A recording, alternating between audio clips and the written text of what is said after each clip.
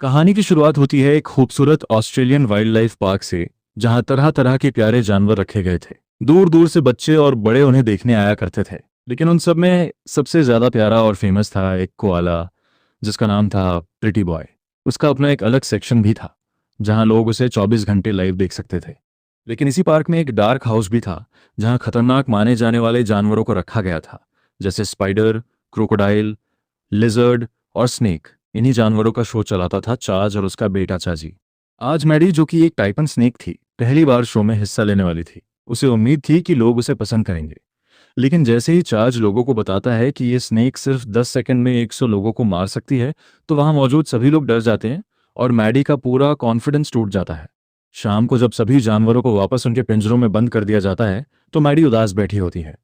तभी जैकी, जो कि एक क्रोकोडाइल है, उसे समझाती है कि लोग हमसे जरूर डरते हैं, लेकिन हम दिल से बुरे नहीं हैं।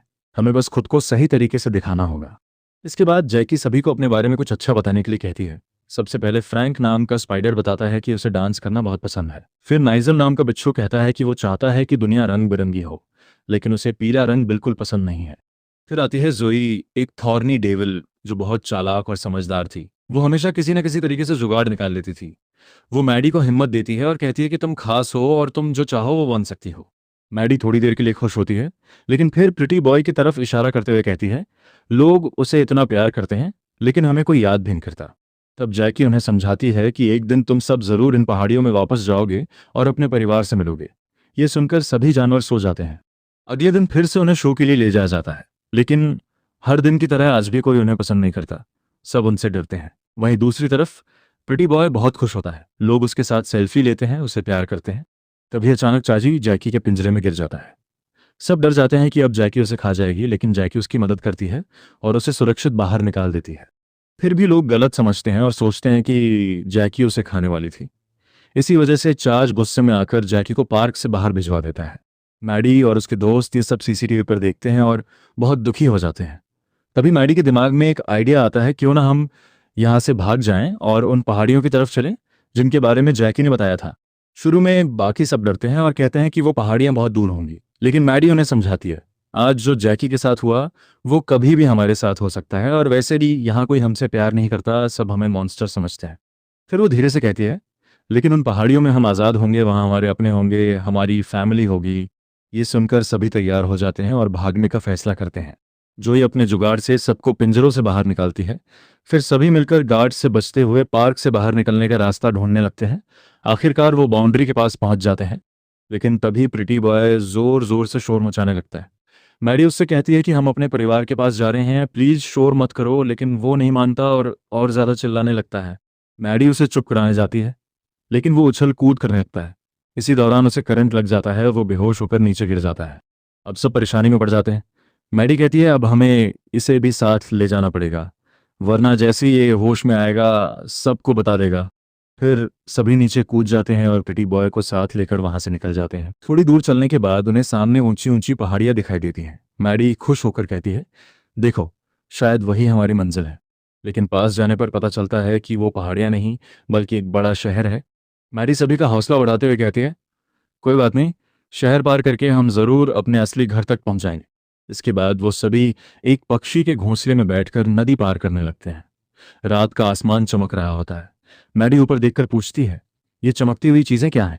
तभी फ्रैंक मजाक में कहता है, ये डैंड्रफ है, जब इंसान सिर खुजलाते हैं तो वो उड़कर आसमान में चला जाता है और रात को चमकने लगता है। सभी उसकी बात पे यकीन कर लेते हैं। अचानक एक शार्क उन्हें चारों तरफ से घेर लेती है। तभी प्रिटी बॉय को भी होश आ जाता है और वो जोर जोर से चिल्लाने लगता है। तभी पानी से एक अजीब सी मछली बाहर आती है। सभी डर जाते हैं, लेकिन वो कहती है, डरो मत, मेरा नाम सुसान है। मैडी उसे बताती है कि वो सभी पहाड़ियों की तरफ जा रहे हैं। ये सुनकर सुसान खुश होती है और कहती है, तो तुम सही जगह आए हो, मैं एक सीक्रेट एजेंट हूँ और हमारी कंपनी का नाम है यूएसएस अगली सीक्रेट सोसाइटी। हम उन सभी जानवरों की मदद करते हैं जिन्हें दुनिया बदसूरत समझती है। जसिंटा आगे बताती है कि दुनिया उन्हें गलत समझती है। जिस तरह इंसानों की दुनिया में कोआलाज को क्यूट माना जाता है, उसी तरह उनकी दुनिया में उन्हें डरावना कहा जाता है। फिर जसिंटा समझाती है कि उनका नेटवर्क हर जगह फैला हुआ है।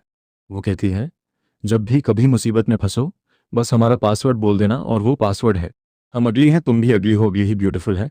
इतना कहते ही वहां और भी शार्क्स आ जाती हैं। जसिंटा उन्हें बताती है कि वो इन सबको पासवर्ड समझा रही थी। फिर वो सभी को लेकर किनारे की तरफ बढ़ जाती है। उधर दूसरी तरफ चार्ल्स और उसका बेटा चाची जैसे ही डेंजर हाउस पहुंचते हैं, वो देखते हैं कि सारे जानवर गायब है। ये देखकर दोनों हैरान रह जाते हैं। जसिंटा उन्हें काफी दूर तक सुरक्षित छोड़ देती है और कहती है कि अब आगे का रास्ता उन्हें खुद तय करना होगा। वो ये भी कहती है कि अगर सब ठीक रहा तो एक दिन पूरी दुनिया उन्हें भी पसंद करने लगेगी। इसके बाद सभी सड़क पर निकलते हैं। प्रिटी बॉय कॉन्फिडेंस में आकर कर चलता है, लेकिन जैसे ही लोग उसे देखते हैं वो चीखने लगते हैं, क्योंकि चार्ज ने उसे एक खतरनाक बीमारी का शिकार बता दिया था। कुछ ही देर में लोग हथियार लेकर उन्हें चारों तरफ से घेर लेते हैं। मैरी और बाकी सभी जानवर वहां से भागने लगते हैं। प्रिटी बॉय भी डरकर उनके साथ भागता है। तभी अचानक उन्हें यूएसएस का पासवर्ड याद आता है। सभी जोर से चिल्लाते हैं, हम अगली हैं, तुम भी अगली हो। अचानक वहां यूएसएस के मेंबर्स आ जाते हैं और पता चलता है कि वो सभी एजेंट स्पाइडर्स हैं। वो उनकी मदद करते हैं और उन्हें नीचे सीवर के रास्ते ले जाते हैं। मैडी उनसे कहती है, हमें उन पहाड़ियों तक पहुंचना है, क्या आप हमारी मदद कर सकते हैं? स्पाइडर्स कहते हैं, बिल्कुल, लेकिन ये प्रिटी बॉय हमारे साथ नहीं जा सकता। तभी स्पाइडर्स उस पर हमला करने लगते हैं, क्योंकि वो बहुत क्यूट था। लेकिन मैडी उसे बचा लेती है और कहती है, ये अब हमारे साथ है। स्पाइडर्स मान जाते हैं और उन्हें गंदे पानी के रास्ते आगे भेज देते हैं। मैडी और उसके दोस्तों को इस सफर में काफी मजा आता है। सभी हंसते खेलते आगे बढ़ते हैं। अचानक तेज बहाव के साथ वो एक बिल्डिंग के ऊपर निकल आते हैं और सीधे एक लिफ्ट के ऊपर गिरते हैं। तभी चार्ज और चाची उन्हें देख लेते हैं और पकड़ने के लिए उनके पीछे दौड़ पड़ते हैं, लेकिन मैडी और उसके दोस्त किसी तरह वहां से बचकर निकल जाते हैं। कुछ ही देर बाद वो एक महिला के ऊपर छिप जाते हैं, जो अखबार पढ़ने में इतनी बिजी थी कि उसे कुछ पता ही नहीं चलता। लेकिन जैसे ही वो ऊपर देखती है, डर के मारे जोर से चीख पड़ती है। मैडी और उसके दोस्त जल्दी से सड़क पार कर लेते हैं। इसी बीच प्रिट बॉय अपनी ही न्यूज़ देख लेता है। उसे याद आता है कि पहले पूरी दुनिया उसे कितना पसंद करती थी।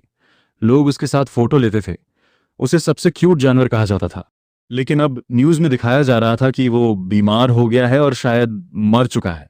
दुनिया का सबसे प्यारा जानवर अब एक खतरा बन चुका था। पूरा शहर अलर्ट पर डाल दिया जाता है कि खतरनाक जानवर अभी भी शहर में घूम रहे हैं। मैडी और उसके दोस्त एक कार के पीछे छिपकर आगे बढ़ते हैं। चाची उस कार का नंबर नोटिस कर लेता है और उनका पीछा करने लगता है। वो कार एक घर के बाहर रुकती है। सभी धीरे धीरे अंदर जाते हैं। अंदर से गाने की आवाज़ आ रही होती है। जब वो चेक करते हैं तो देखते हैं कि दो डॉग्स को कैद करके रखा गया है। दोनों एक दूसरे से बहुत प्यार करते थे, लेकिन उन्हें गंदा और बदसूरत समझकर बंद कर दिया गया था। मैडी को उन पे तरस आ जाता है और वो उन्हें आज़ाद कर देती है। डॉग्स खुश होकर कहते हैं, हम तुम्हारी कैसे मदद कर सकते हैं? मैडी पूछती है, हमें ब्लू माउंटेन तक जाना है, क्या आप रास्ता बता सकते हैं? वो बताते हैं कि पास के स्कूल से एक बस ब्लू माउंटेन जाती है और वो बस जल्द ही निकलने वाली है। सभी तुरंत स्कूल पहुंचते हैं। वहां बहुत शोर शराबा, चीख पुकार और शरारती बच्चे होते हैं। चारों तरफ बसें ही बसें खड़ी थीं, इसलिए उन्हें समझ नहीं आता कि कौन सी बस ब्लू माउंटेन जाएगी। तभी नाइजल की नज़र एक लड़की पर पड़ती है। वो कहता है, ये ज़रूर पहाड़ों की तरफ जा रही होगी, चलो इसके पीछे चलते हैं। प्रिटी बॉय थक चुका होता है और कहता है, अब मुझसे और नहीं चला जाता, बस बहुत हो गया। नाइजल गुस्से में उसे फिर से डंक मार देता है और वो बेहोश हो जाता है। सभी उस लड़की के पीछे चलते हैं, लेकिन गलती से गलत बस में चढ़ जाते हैं। तभी जोई को एक आइडिया आता है। वो सभी को बस की छत पर ले जाती है ताकि वो सही बस तक पहुंच सके। उधर चार्ज लोगों से कहता है, अगर तुम इन जानवरों की मदद कर रहे हो तो समझ जाओ ये बहुत खतरनाक है। इन्होंने दुनिया के सबसे प्यारे जानवर को मार दिया है। इतना कहकर वो प्रिटी बॉय को नीचे फेंक देता है। उधर वही लड़की बस के डिक्की से मैडी और उसके दोस्तों को बाहर निकालती है। वो कहती है, मुझे पता है तुम खतरनाक नहीं हो, तुम बस रास्ता भटक गए हो। उसे देखकर सभी थोड़ा घबरा जाते हैं। तभी चार्ज वहां पहुंच जाता है और मैडी को पकड़ लेता है। वो खुशी से कहता है, आखिरकार मैंने तुम्हें पकड़ ही लिया। मैडी के दोस्त उसे छुड़ाने की कोशिश करते हैं, लेकिन चार्ज उन्हें भी पकड़ लेता है। तभी जो अचानक यूएसएस का सीक्रेट पासवर्ड बोलती है। अचानक वहां 3 तस्मानियन डेविल्स आ जाते हैं और चार्ज पर हमला कर देते हैं। डर के मारे चार्ज रस्सी पकड़कर ऊपर चढ़ने लगता है। इस बीच मैडी और उसके दोस्त बच निकलते हैं। चार्जी अपने पिता से कहता है, डैड चलिए उनके पीछे चलते हैं। लेकिन चार्ज अब पूरी तरह टूट चुका था। वो गहरी सांस लेकर कहता है, मैंने कभी कोई शेर या चीता नहीं पकड़ा, फिर भी मैं लीजेंड बन गया। चार्जी हैरान होकर पूछता है, क्या आपने जानवरों के बारे में भी झूठ कहा था कि वो खतरनाक है? चार्ज जवाब देता है, नहीं वो सच था, ये जानवर सच में खतरनाक है। और अब मैं तुम्हें दिखाऊंगा कि मैं क्या कर सकता हूँ। चार्ज अब अपना असली रूप दिखाने वाला था। चार्जी उसे रोकने की कोशिश करता है, डैड इसकी जरूरत नहीं है, हम घर वापस जा सकते हैं। लेकिन चार्ज अब जुनून में अंधा हो चुका था। उधर टस्मानियन डेविल्स मैडी और उसके दोस्तों को पहाड़ियों तक जाने का रास्ता बता देते हैं। वो कहते हैं, ये रास्ता तुम्हें हर हाल में उन पहाड़ियों तक पहुंचा देगा। सब फिर से अपनी यात्रा शुरू करते हैं। यूएसएस एजेंट्स की मदद से वो चट्टानों और घने जंगलों को पार करते हैं। काफी लंबा सफर तय करने के बाद रात होने पर वो एक जगह रुक जाते हैं। सभी को जैकी आंटी की बहुत याद आती है। मैडी उन्हें अपनी माँ की वो लोरी सुनाती है जो उसकी माँ उसे अंडे में रहते हुए सुनाया करती थी। फिर वो बताती है कि एक सुनामी में वो अपनी माँ से बिछड़ गई थी। अगले दिन सभी फिर से अपने सफर पर निकल पड़ते हैं। अचानक प्रिटी बॉय को कोआला का एक परिवार दिखाई देता है। वो खुशी खुशी उनकी तरफ भागने लगता है। मैडी उसे रोकती है। उसे लगता है कि अब प्रिटी बॉय उन्हें छोड़कर चला जाएगा, लेकिन प्रिटी बॉय वापस मुड़कर उन्हीं के साथ पहाड़ियों की तरफ भागने लगता है, जैसे उसकी असली मंजिल वही हो। जब वो पहाड़ियों के पास पहुंचते हैं तो देखते हैं कि वहां उनके जैसे ही बहुत सारे जानवर रहते हैं। ये देखकर सभी बहुत खुश हो जाते हैं, लेकिन तभी सारे जानवर अचानक अपने अपने बिलों में छिप जाते हैं क्योंकि चार्ज वहां मैडी और उसके दोस्तों को पकड़ने पहुंच चुका था। वो नाइजल, जोई और फ्रैंक को पकड़ लेता है। मैडी अपने दोस्तों को बचाने के लिए दौड़ती है, लेकिन रास्ते में चार्जी से टकरा जाती है। दोनों एक दूसरे को देखकर घबरा जाते हैं। तभी चार्ज वहां आता है और मैडी को पकड़ लेता है। चार्जी को बुरा लगने लगता है। उसे समझ आ चुका था कि जानवर बुरे नहीं होते, इंसान ही उन्हें गलत समझते हैं। इसलिए चार्जी चुपके से मैडी का बॉक्स गाड़ी से नीचे फेंक देता है ताकि वो बच सके, लेकिन उसके बाकी दोस्त उसी गाड़ी में फंसकर दूर ले जाए जाते हैं। मैडी पूरी तरह टूट जाती है। अपनी ही पहाड़ियों में खड़ी होकर बिना अपने दोस्तों के वो वहां के जानवरों से मदद मांगती है, प्लीज हमें उन्हें बचाना है, आप ही मेरी फैमिली हो। लेकिन पहाड़ी जानवर डर जाते हैं। वो कहते हैं हम कभी इन पहाड़ियों से बाहर नहीं गए, हमें बहुत डर लगता है। मैडी रोते हुए पीछे मुड़ती है। तभी वहां प्रिटी बॉय वापस आ जाता है। मैडी हैरान होकर पूछती है तुम वापस क्यों आए? प्रिटी बॉय धीरे से कहता है मुझे एहसास हुआ कि उन कोआलाज के बीच मुझे अपनापन नहीं मिला, मेरी असली फैमिली तो तुम लोग हो। दोनों एक दूसरे को गले लगा लेते हैं। प्रिटी बॉय कहता है हम दोनों मिलकर उन्हें जरूर वापस लाएंगे। दोनों एक फायर फाइटर ट्रक के गैराज में पहुंचते हैं।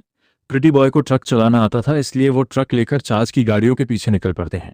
चार्ज उन्हें देख लेता है, उन पर हमला करने लगता है, लेकिन मैडी और प्रिटी बॉय उसके हमलों से बचते हुए आगे बढ़ते रहते हैं। इसी दौरान ट्रक का बैलेंस बिगड़ जाता है और प्रिटी बॉय उछलकर एक बाइकर पर जा गिरता है। बाइकर उसे मारने ही वाला था, लेकिन मैडी आकर उसकी जान बचा लेती है। फिर दोनों बाइक लेकर चार्ज की जीप तक पहुंचते हैं और अपने दोस्तों को छुड़ा लेते हैं। अब सभी घाटी की तरफ भाग रहे होते हैं और चार्ज अपनी पूरी टीम के साथ उनका पीछा कर रहा होता है। वो अपनी पावरफुल गन से उन पर हमला करता है। तभी जंगल के बाकी जानवर भी बाहर आ जाते हैं। अब उन्हें समझ आ चुका था कि फैमिली का असली मतलब क्या होता है। सभी मिलकर चार्ज और उसकी टीम को रोकने लगते हैं। बीच में पक्षी भी आ जाते हैं क्योंकि चार्ज ने उनके दोस्त को चोट पहुंचाई थी। ऊपर से बड़े बड़े पत्थर गिरने लगते हैं, जिससे चार्ज की टीम एक एक करके नीचे गिरने लगती है। आखिरकार मैडी और उसके दोस्त फायर फाइटर ट्रक के ऊपर चार्ज और चाची तक पहुंच जाते हैं, लेकिन आगे एक गहरी खाई होती है।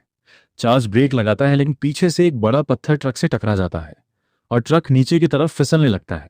सभी एक सीढ़ी से लटक जाते हैं। चार्जी सबसे नीचे लटका होता है और गिरने ही वाला होता है।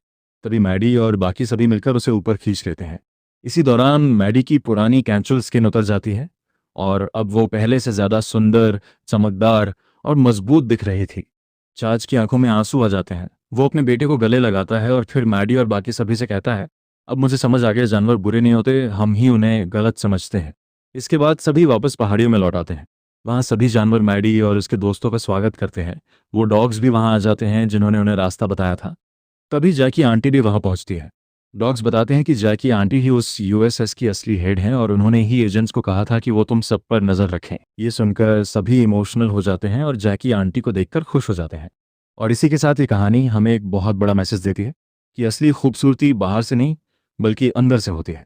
जिसे दुनिया डरावना समझती है वो भी किसी के लिए फैमिली हो सकता है। अगर आपको ये कहानी पसंद आई हो तो वीडियो को लाइक ज़रूर करें और ऐसे ही मज़ेदार मूवी एक्सप्लेन वीडियो के लिए चैनल को सब्सक्राइब करना ना भूलें। हम फिर मिलेंगे एक और नई कहानी के साथ। तब तक के लिए बाय दोस्तों।